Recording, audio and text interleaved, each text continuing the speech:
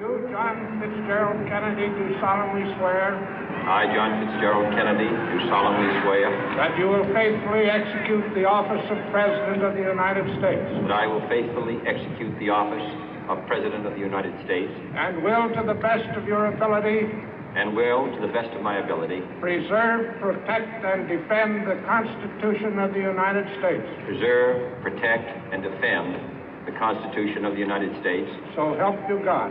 So help me God.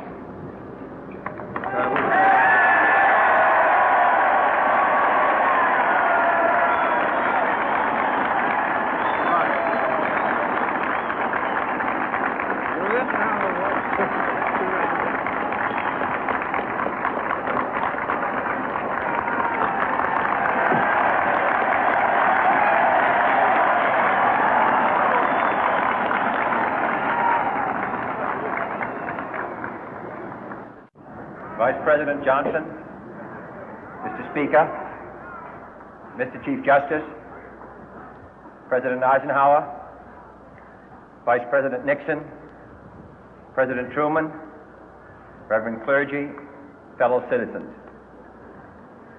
We observe today not a victory of party, but a celebration of freedom, symbolizing an end as well as a beginning, signifying renewal as well as change. For I have sworn before you and Almighty God the same solemn oath our forebears prescribed nearly a century and 3/4 ago. The world is very different now, for man holds in his mortal hands the power to abolish all forms of human poverty and all forms of human life. And yet the same revolutionary beliefs for which our forebears fought are still at issue around the globe. The belief that the rights of man come not from the generosity of the state, but from the hand of God. We dare not forget today that we are the heirs of that first revolution. Let the word go forth from this time and place to friend and foe alike that the torch has been passed to a new generation of Americans born in this century, tempered by war, disciplined by a hard and bitter peace, proud of our ancient heritage, and unwilling to witness or permit the slow undoing of those human rights to which this nation has always been committed and to which we are committed today at home and around the world.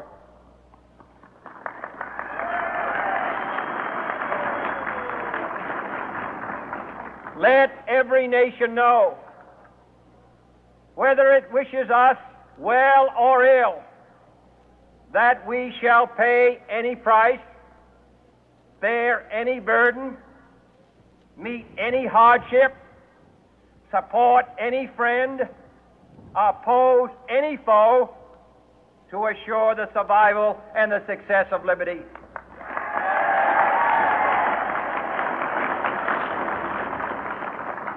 This much we pledge and more. To those old allies whose cultural and spiritual origins we share, we pledge the loyalty of faithful friends.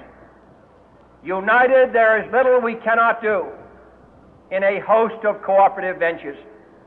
Divided, there is little we can do, for we dare not meet a powerful challenge at odds and split asunder. To those new states whom we welcome to the ranks of the free, we pledge our word that one form of colonial control shall not have passed away merely to be replaced by a far more iron tyranny. We shall not always expect to find them supporting our view, but we shall always hope to find them strongly supporting their own freedom, and to remember that in the past, those who foolishly sought power by riding the back of the tiger ended up inside.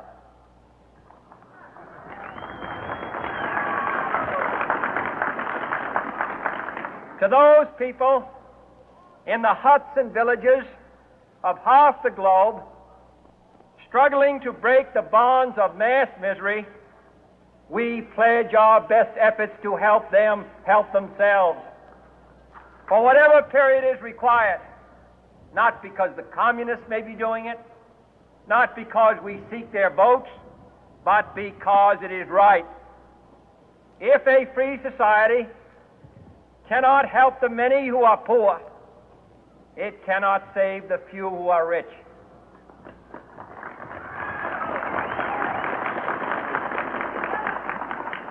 To our sister republics south of our border, we offer a special pledge to convert our good words into good deeds, in a new alliance for progress, to assist free men and free governments in casting off the chains of poverty. But this peaceful revolution of hope cannot become the prey of hostile powers. Let all our neighbors know that we shall join with them to oppose aggression or subversion anywhere in the Americas. And let every other power know that this hemisphere intends to remain the master of its own house.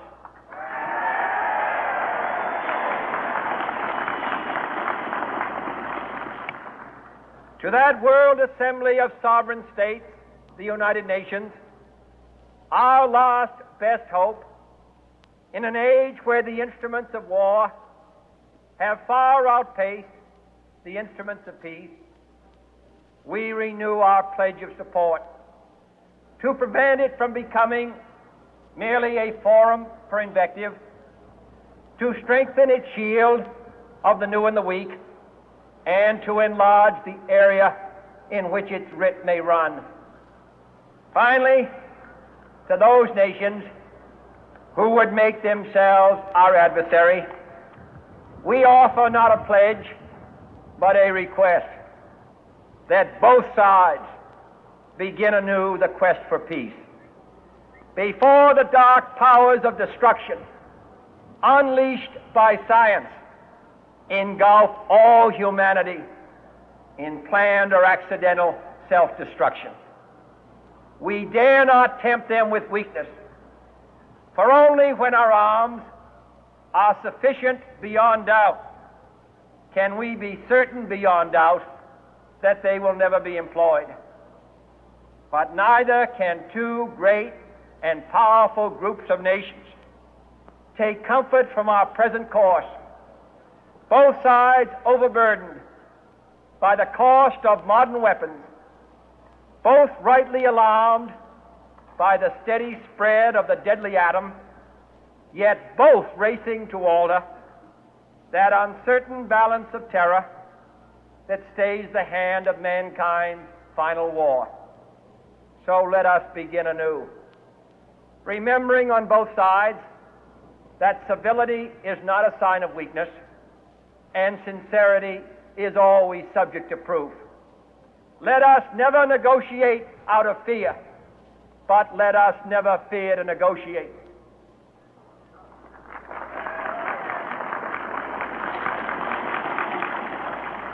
Let both sides explore what problems unite us, instead of belaboring those problems which divide us.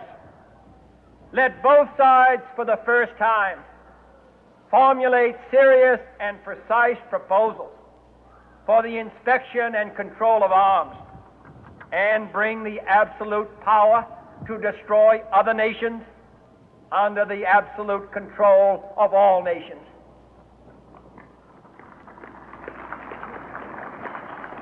Let both sides seek to invoke the wonders of science instead of its terrors. Together, let us explore the stars, conquer the deserts, eradicate disease, tap the ocean depth, and encourage the arts and commerce. Let both sides unite to heed in all corners of the earth the command of Isaiah to undo the heavy burden and let the oppressed go free. And if a beachhead of cooperation may push back the jungle of suspicion, let both sides join in creating a new endeavor, not a new balance of power, but a new world of law, where the strong are just and the weak secure and the peace preserved. All this will not be finished in the first 100 days, nor will it be finished in the first 1,000 days, nor in the life of this administration, nor even perhaps in our lifetime on this planet. But let us begin.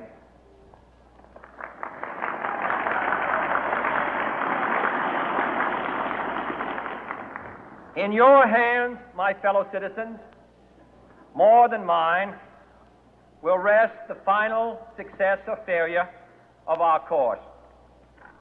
Since this country was founded, each generation of Americans has been summoned to give testimony to its national loyalty. The graves of young Americans who answered the call to service surround the globe.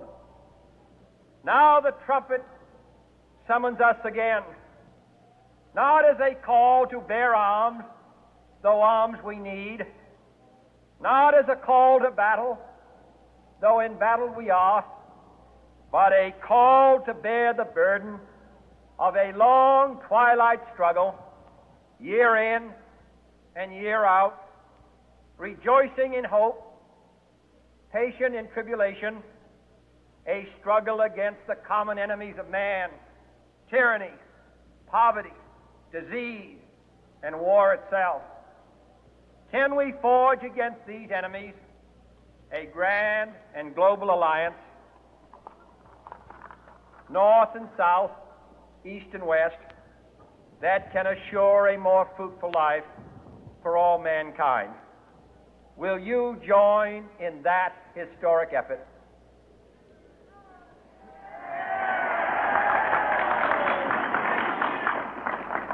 In the long history of the world, only a few generations have been granted the role of defending freedom in its hour of maximum danger. I do not shrink from this responsibility. I welcome it.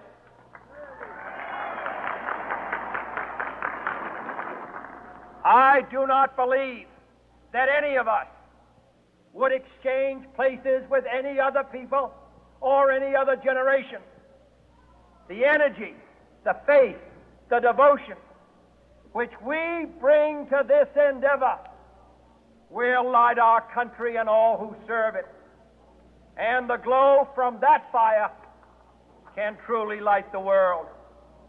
And so, my fellow Americans, ask not what your country can do for you, ask what you can do for your country.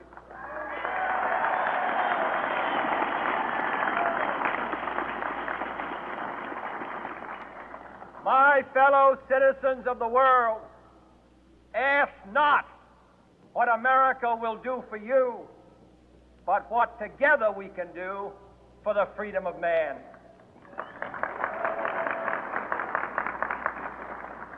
Finally, whether you are citizens of America or citizens of the world, ask of us here the same high standards of strength and sacrifice which we ask of you. With a good conscience, our only sure reward, with history the final judge of our deeds, let us go forth to lead the land we love, asking His blessing and His help, but knowing that here on earth, God's work must truly be our own.